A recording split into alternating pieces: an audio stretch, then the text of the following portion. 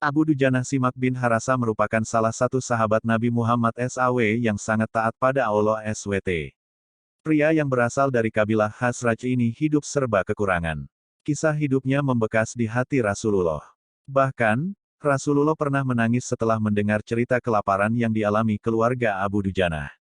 Suatu hari, Rasulullah menegur Abu Dujana karena setiap usai menjalankan ibadah salat subuh berjamaah, dia langsung pulang ke rumah. Abu Dujana tak pernah menunggu pembacaan doa yang dipanjatkan Rasulullah selesai. Hai, apakah kamu ini tidak punya permintaan yang perlu kamu sampaikan pada Allah SWT sehingga kamu tidak pernah menungguku selesai berdoa? Kenapa kamu buru-buru pulang begitu? Ada apa? Tanya Nabi. Ya Rasulullah, kami punya satu alasan, jawabnya. Apa alasanmu? Coba kamu utarakan. Perintah Nabi. Begini, rumah kami berdampingan persis dengan rumah seorang laki-laki. Nah, di atas pekarangan rumah milik tetangga kami ini, terdapat satu pohon kurma menjulang, dahannya menjuntai ke rumah kami. Setiap kali ada angin bertiup di malam hari, kurma-kurma tetanggaku tersebut saling berjatuhan, mendarat di rumah kami, kata Abu Dujana mulai bercerita. Ya Rasul, kami keluarga orang yang tak berpunya. Anakku sering kelaparan, kurang makan. Saat anak-anak kami bangun, apapun yang didapat, mereka makan. Oleh karena itu, setelah selesai salat, kami bergegas segera pulang sebelum anak-anak kami tersebut terbangun dari tidurnya. Kami kumpulkan kurma-kurma milik tetangga kami tersebut yang berceceran di rumah, lalu kami haturkan kepada pemiliknya, sambungnya. Abu Dujana melanjutkan, suatu saat dia terlambat pulang ke rumah. Anaknya terbangun dan menemukan kurma tetangga yang jatuh dari pohonnya. Tak menunggu lama, sang anak langsung memakan kurma tersebut. Mata kepala saya sendiri menyaksikan, tampak ia sedang mengunyah kurma basah di dalam mulutnya. Ia habis memungut kurma yang telah jatuh di rumah kami semalam. Mengetahui itu, lalu jari-jari tangan kami masukkan ke mulut anakku itu. Kami keluarkan apapun yang ada di sana, jelasnya. Abu Dujana tak pernah membiarkan anaknya memakan kurma milik orang lain. Dia tak ingin makanan haram itu menyebabkan keluarganya mendapat siksaan pedih di akhirat kelak. Kami katakan, nak, janganlah kau permalukan ayahmu ini di akhirat kelak. Anakku menangis, kedua pasang kelopak matanya mengalirkan air karena sangat kelaparan. Wahai baginda Nabi, kami katakan kembali kepada anakku itu, hingga nyawamu lepas pun, aku tidak akan rela meninggalkan harta haram dalam perutmu.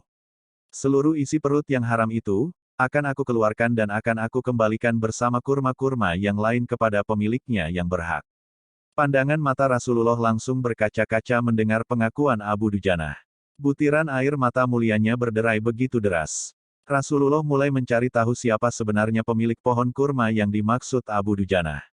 Abu Dujana pun menjelaskan, pohon kurma tersebut milik seorang laki-laki munafik. Tanpa basa-basi, Nabi Muhammad SAW mengundang pemilik pohon kurma. Rasulullah menawar pohon kurma dengan harga yang sangat tinggi. Bisakah tidak jika aku minta kamu menjual pohon kurma yang kamu miliki itu? Aku akan membelinya dengan 10 kali lipat dari pohon kurma itu sendiri. Pohonnya terbuat dari batu zamrud berwarna biru. Disirami dengan emas merah, tangkainya dari mutiara putih. Di situ tersedia bidadari yang cantik jelita sesuai dengan hitungan buah kurma yang ada, kata Rasulullah. Pria munafik itu lantas menjawab dengan tegas, saya tak pernah berdagang dengan memakai sistem jatuh tempo. Saya tidak mau menjual apapun kecuali dengan uang kontan dan tidak pakai janji kapan-kapan. Tiba-tiba, Abu Bakar As-Siddiq datang. Ia menegaskan langsung melunasi pembayaran pohon kurma tersebut. Ya sudah, aku beli dengan 10 kali lipat dari tumbuhan kurma milik Pak Fulan yang varietasnya tidak ada di kota ini, lebih bagus jenisnya, ujar Abu Bakar. Pria munafik terlihat sangat kegirangan. Dia akhirnya menyerahkan pohon kurma secara simbolis kepada Abu Bakar. Selanjutnya Abu Bakar menyerahkan pohon kurma kepada Abu Dujana. Rasulullah kemudian bersabda, hai Abu Bakar, aku yang menanggung gantinya untukmu. Mendengar sabda Nabi ini, Abu Bakar bergembira bukan main. Begitu pula Abu Dujana. Sedangkan si munafik berlalu. Dia berjalan mendatangi istrinya, lalu menyampaikan kisah yang baru saja terjadi.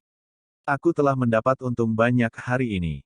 Aku dapat 10 pohon kurma yang lebih bagus. Padahal kurma yang aku jual itu masih tetap berada di pekarangan rumahku. Aku tetap yang akan memakannya lebih dahulu dan buah-buahnya pun tidak akan pernah aku berikan kepada tetangga kita itu sedikit pun, ucapnya. Malamnya, si munafik tertidur pulas. Keesokan harinya dia bangun dan melihat pohon kurma sudah berpindah posisi, kini berdiri di atas tanah milik Abu Dujana. Seolah-olah tak pernah sekalipun tampak pohon tersebut tumbuh di atas tanah si munafik. Tempat asal pohon itu tumbuh, rata dengan tanah. Dia keheranan tiada taraf.